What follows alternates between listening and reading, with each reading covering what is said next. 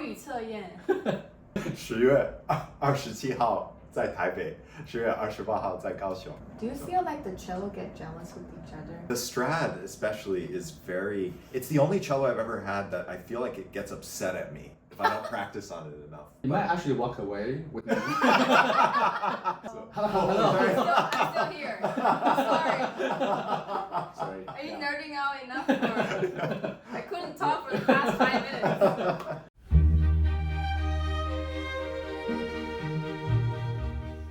This beautiful cello that's on loan to me by a generous benefactor, made by Domenico Montagnana in 1735 around. And that's the cello I'll be playing in Taiwan. Oh, cool. Wow. For the Bach Suites. Amazing. I got 2 cellos. You have 2 I cellos? do, I'm very lucky. Yeah. I have another beautiful cello, a Stradivarius from 1696 that's on loan to me generously by the Nippon Music Foundation Oh. in Japan.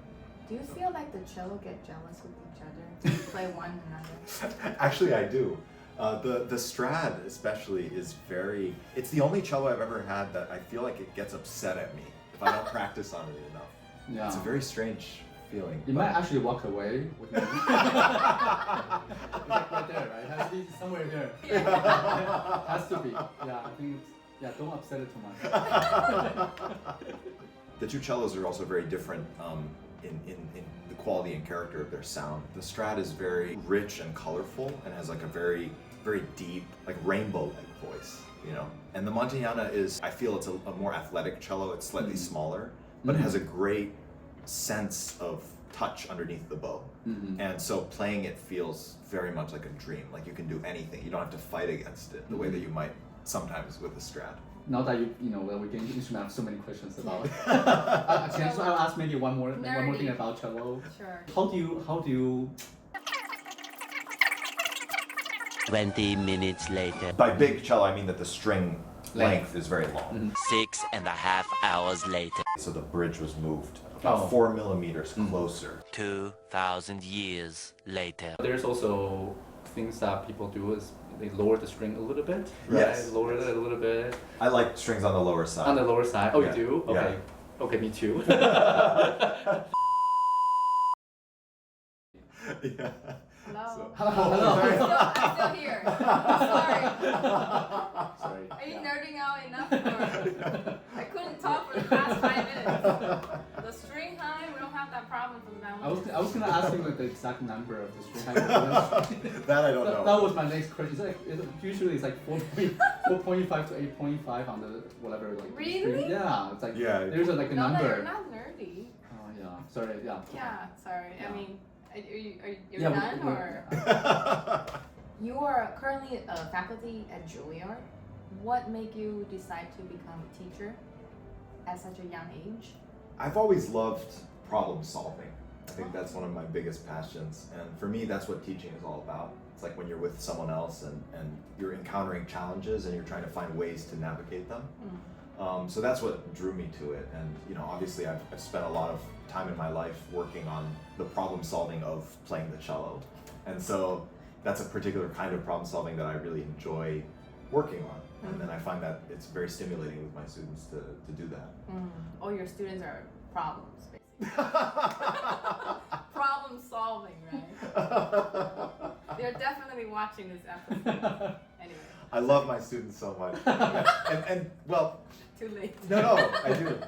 But I when I say like problem solving, some people might get the impression that like for me teaching is not about anything more than like just like a bunch of problems being solved. Yeah. But in a way, I feel like also the artistic element of being a musician.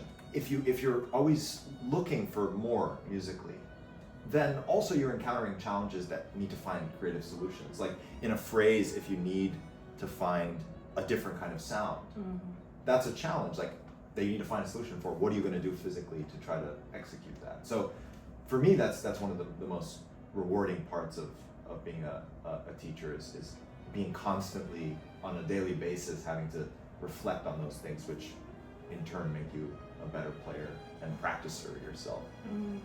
I started doing this maybe 2 years ago. It's actually around the time when I was doing the Bach Suites for the first time. I had a couple concerts where I had some really tough experiences on stage where I was just really not in the right headspace. And I think it was a combination of just having to prepare so much repertoire, and in a short amount of time. And also, you know, how daunting and difficult it is to do a project like that for this, like the 6 suites all in one night for the first time.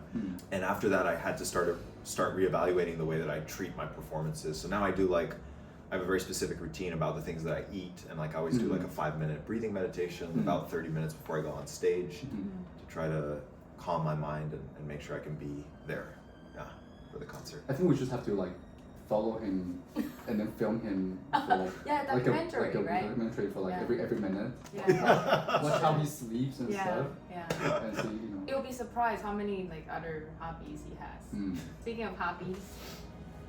My only hobby is practicing the cello. Of course. Yeah. I've been a passionate chess player as a hobby for a long time, since I was like maybe 10. I've been playing a lot online. Have you not thought about becoming a chess grandmaster? It's too late for me. It was Really? too late for me already when I was 10. Really? Yeah. Can you believe it?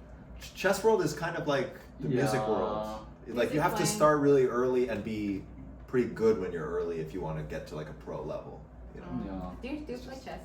No, but I watch him play chess. Really? What else? I love movies. Yeah. If I have time on a plane, I'll watch a movie on my iPad. Okay, can you tell us how many movies you have watched this year?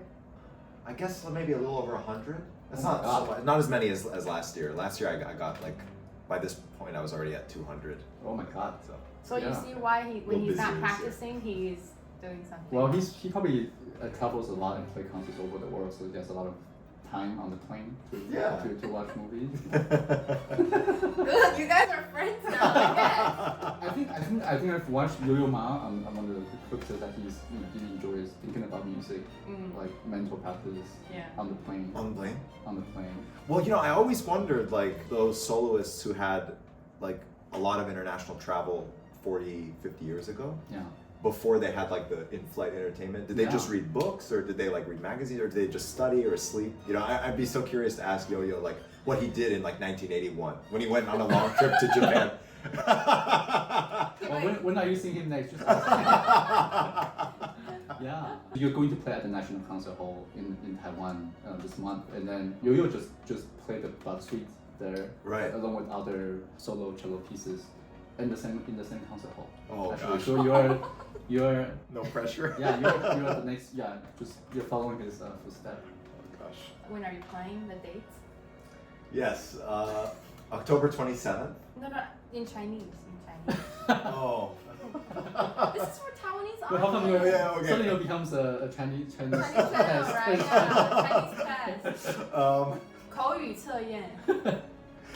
什么时候会在台湾演出呢10月27号在台北，10月28号在高雄。And we'll all be there. We'll all be there, Great. yeah. And we're in New York right now, actually. We should cover Yes. Taiwan, and then we'll be all in Taiwan Right. for this concert. Yeah.